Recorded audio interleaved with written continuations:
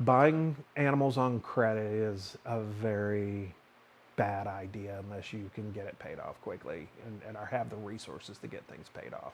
Hey friends, my name's Steven with Leviathan Snakes, and for this week's video, we have another bit from our interview with Troy. It's gonna be really cool. You kind of saw a little sneak peek as like our hook for this video to begin with. And we're gonna be talking about the reasons, like the most common reason why Troy's seen people get out of the hobby. Particularly, I don't mean like getting out where they don't have any animals, but get out of breeding. And then the other one is his thoughts on what it means to invest in a ball python. So we hope you like it. If you do, hit the like button, subscribe, all of that stuff, and let's get to it.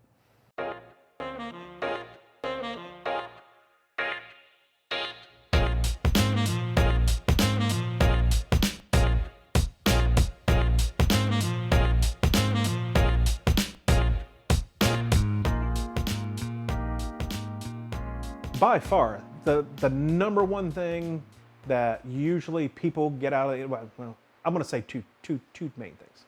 Number one, people, when they first get that first snake, and then they find out that there are others, and then more beautiful things, and then they see other things and other things, they want it all.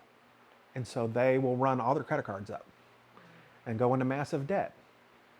And then, all of a sudden, oh, they can't pay their rent, or something emergency comes up that they can't afford. Well, the only commodity they have is those snakes.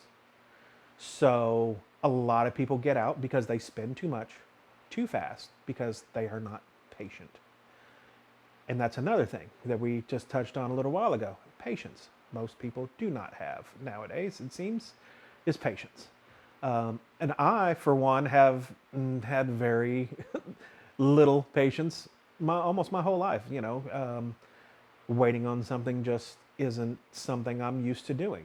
But now, when it comes to the snakes, patience is everything. If you see 10 people get into the industry, 90% of the time, the people that are going out there spending a lot of money on breeder females, and then just trying to make babies as quickly as they can, whether it's a bunch of single gene breeder females, they go out and buy 2 pastels or a couple of spiders or a couple of lessers, and they spend pretty good money on them and then start breeding them. Then they realize, oh, well, these aren't exactly getting my investment back as babies because those snakes aren't really worth all that much money. And so when that return's not coming in, or they realize that there's not a whole lot of market out there for that single gene animal, then I think it really just sours some people and they get out. But patience, and then getting in financial trouble quickly, because man, it's easy to do when you have snakes and some recessives out there in the thousands and thousands of dollars. Man, it sure can add up fast. Let's talk about investment then, of ball pythons. So, and again, this will undermine a lot of animals even I sell. But when you are investing in ball pythons, if you're going to go out and you say you want to get a red stripe, so you go out and you're looking at red stripes. Is it better to just buy that single gene red stripe for $300? Or should you go ahead and spend $500, $600, $800 on that red stripe that's het for clown? I would say it's better to step up, save your money, step up, buy the het clown. And why is that? Because if you're buying that red stripe as a female, as an adult, she's going to be worth 5 times or more what she was as a hatchling, what you paid for. You will always get your money back out of something that has a recessive gene in the mix. So whether it's clown, pied, even ghost, there's so many animals out there that you can buy that is het for ghost or het for axanthic, that the price is almost identical if it didn't have, as a hatchling, as if it didn't have that in it. Why wouldn't you? Recessives retain value. even if you bought into a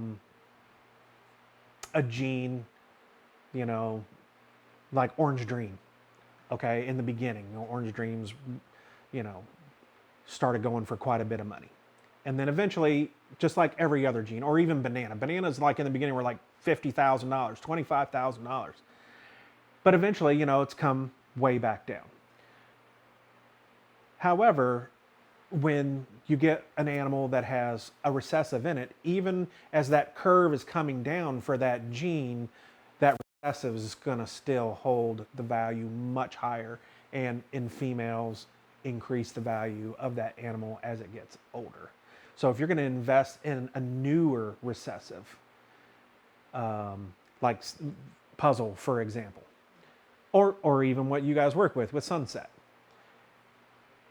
If you were to buy a Cinnamon, you know, as an adult, how much you paid for that animal, a Cinnamon Het Sunset, to what it would be worth as an adult is going to be much greater value as an adult. Whereas if it didn't have that Het Sunset in it, you know, I mean, Cinnamon obviously is not a high dollar gene right now. Or say it's Confusion Het Sunset. Confusion's pretty high right now.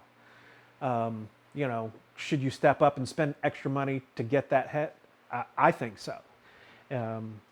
So that's from an investment standpoint. If you have the money to do it. Now that's the whole thing. Do you have the money to do it?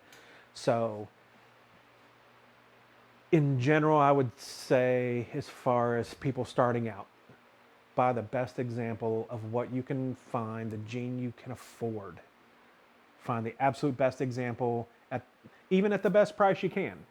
But if that best example is a little bit more, I would spend the extra little bit and have that best example, because then those almost always pass along to the babies.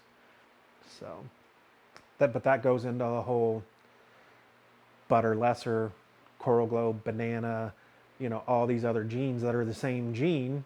You know, some people will argue, okay, well, there is no difference, but to me, you can see a visible difference between banana and coral glow. I think the coral glows hold their purples and their oranges longer and better. But is it the same gene? Yes, it is. But whatever the line breeding or whatever it's been paired to along the way, or even in the beginning, some of them can be, I don't want to say superior, but definitely visually different by what is most appealing to you, even if all things are equal. Thank you so much for watching, and thanks again to Troy. He does an amazing job with all of these different videos. So if you aren't following him, please check him out. His links are in the description below. Please hit the like button, hit subscribe, leave a comment, all of that stuff, and we will see you on Wednesday for our next ball python marketing video.